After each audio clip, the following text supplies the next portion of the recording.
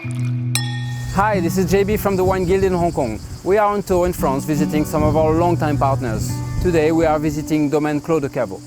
Clos de Caveau is located in Vaqueras in southern Rhône, and we will meet Henri Bingener, who took over the estate in the 80s with his dad.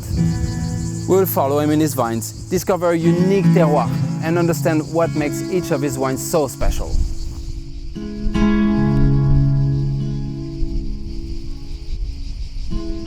C'est la région de France où il y a le plus de bio grâce au Mistral, ce vent qui vient du nord qui est sec et qui nous protège contre l'oïdium et le mildiou. C'est une des régions les plus faciles de faire du bio. Je me suis fait certifier en 1989 et mon père a commencé au début des années 80. Mais comme à l'époque c'était pas du tout cachère, c'était pas du tout porteur, il s'est pas fait certifier au début. Au contraire, il disait toujours ne le dis pas aux clients, tu vas les faire fuir. À l'époque, papa avait une polyarthrite dans la colonne vertébrale. Il avait tellement mal qu'il n'arrivait pas à marcher et il était très obstiné. Donc il a décidé qu'il allait changer de médecin tous les 6 mois s'il n'était pas guéri. Rien n'y faisait. Et finalement, il a changé son fusil d'épaule. Il a trouvé un naturopathe à Lausanne que quelqu'un lui a conseillé. Et il y a eu la révolution dans la cuisine de maman. C'est-à-dire qu'on est passé des plats en sauce, des steaks au poivre à la crème, à des choses qui à l'époque étaient vraiment bizarres, des légumes à la vapeur, avec des huiles crues dessus, des céréales complètes. On n'avait jamais vu ça de notre vie, c'était un peu le why pour nous. Et de plus utiliser de produits phyto, de plus utiliser d'insecticides, de plus utiliser de pesticides et de manger des produits, etc. Et il a guéri.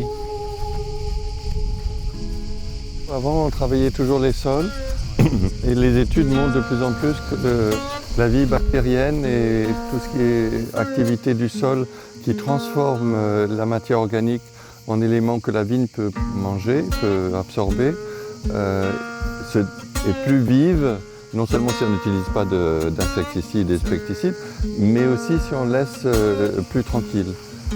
On est en pleine nature et le fait que l'écosystème soit riche fait qu'il y a un équilibre qui se produit. Et ici, on a des strates donc, qui ne sont plus horizontales mais verticales. Et ça a plusieurs conséquences. Au fur et à mesure qu'on monte la colline, on a des pénétrations dans des strates géologiques différentes. Parce qu'au fur et à mesure qu'on monte la colline, comme on voit là, il y a de moins en moins d'alluvions. Et on est sur des terres de plus en plus ingrates. Et donc avec des rendements de plus en plus faibles et des jus de plus en plus concentrés, quoi.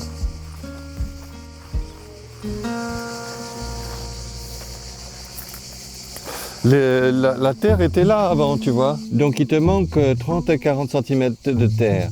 Et donc les racines, au lieu d'être dans la terre, sont apparentes. Et elles meurent évidemment à la longue. Et pourquoi est-ce que la terre est partie? Parce que quand il pleut, il n'y a rien pour la retenir. Parce qu'il y a 30 ans de pesticides, d'insecticides, et il n'y a plus de matière vivante dedans. Et la vie du sol tient la terre et empêche l'eau de tout emmener. Et ça met 5-10 ans pour que la terre redevienne riche et se remette vivante, quoi, à produire des choses que la vigne aime. Mais il y a tellement de choses qui nous échappent qu'on n'arrive pas à comprendre, quoi. La terre est viscérale. Au Clos de Caveau, c'est un endroit qui me prend les tripes parce que c'est absolument magnifique. Et ça produit des choses magnifiques et ça sort de la terre. Et moi, je fais un travail d'accompagnement vis-à-vis de ça. Tu la travailles et tu vois ce que tu arrives à faire avec, quoi. Et avec l'âge, enfin, moi, en tout cas, j'essaie de faire des choses qui me touchent. If you want to discover small organic winemakers who have a comprehensive vision of what a terroir wine should be, then Clos de Caveau should be on the top of your list. All of the wines of the estate are available at the Wine Guild. See you there!